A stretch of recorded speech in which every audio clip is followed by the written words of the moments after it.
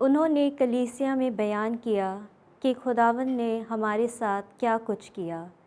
پہلی تلاوت رسولوں کے اعمال 14 باب 21 سے 27ویں آیات تک۔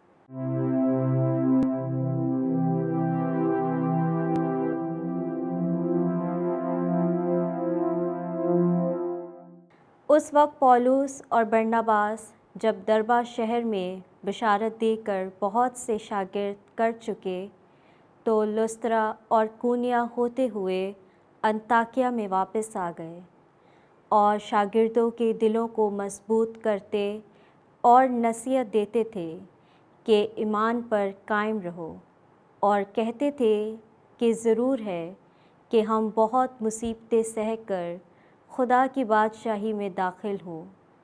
اور انہوں نے ہر ایک کلیسیا میں دعا اور روزے کے ساتھ ہاتھ رکھ کر ان کے لیے کاہن مقرر کیے اور انہیں خدا کے سپرد کیا جس پر وہ ایمان لائے تھے، اور پسیدیا سے ہوتے ہوئے پمفولیا میں پہنچے اور پرچا میں خداوند کا کلام سنا کر اطالیہ کو گئے، اور وہاں سے جہاز پر انطاکیہ میں آئے جہاں اس کام کے لیے خدا کے فضل کے سپرد کیے گئے تھے جو انہوں نے اب مکمل کیا۔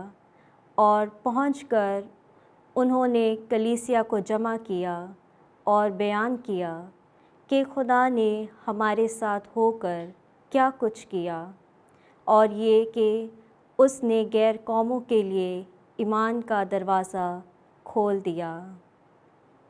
پاک کلام کے پڑھے اور سنے جانے پر خدا کی برکت ہو، خداوند کا شکر ہو۔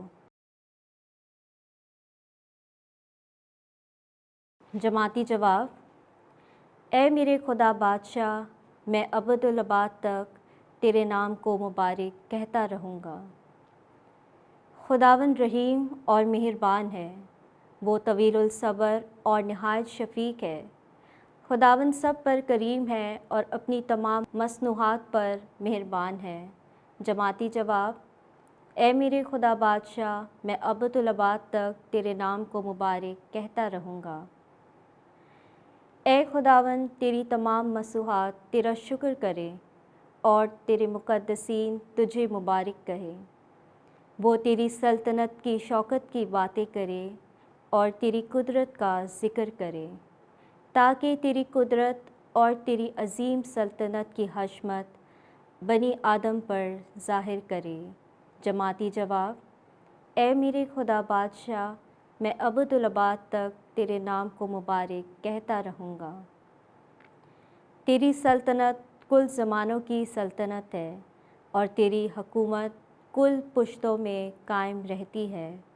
جماعتی جواب: اے میرے خدا بادشاہ، میں ابدالآباد تک تیرے نام کو مبارک کہتا رہوں گا۔ خدا ان کی آنکھوں سے تمام آنسو پونچھ دے گا۔ دوسری تلاوت مکاشفہ کی کتاب 21واں باب 1 سے 5 آیات۔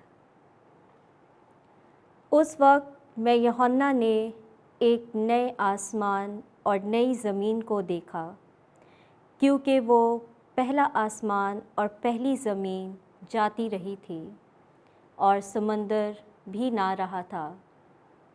پھر میں نے مقدس شہر یعنی نئی یروشلم کو خدا کے پاس سے آسمان سے اترتے دیکھا، جو اس دلہن کی مانند آراستہ تھی جس نے اپنے خاوند کے لیے سنگھار کیا ہو۔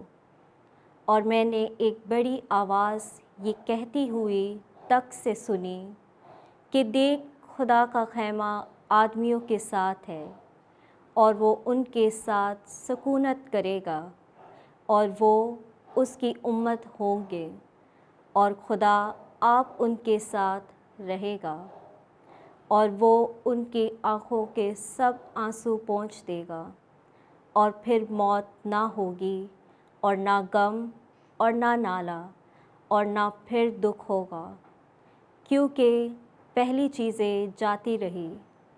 اور اس تخت نشین نے کہا کہ دیکھ، میں سب کچھ نیا بنا دیتا ہوں۔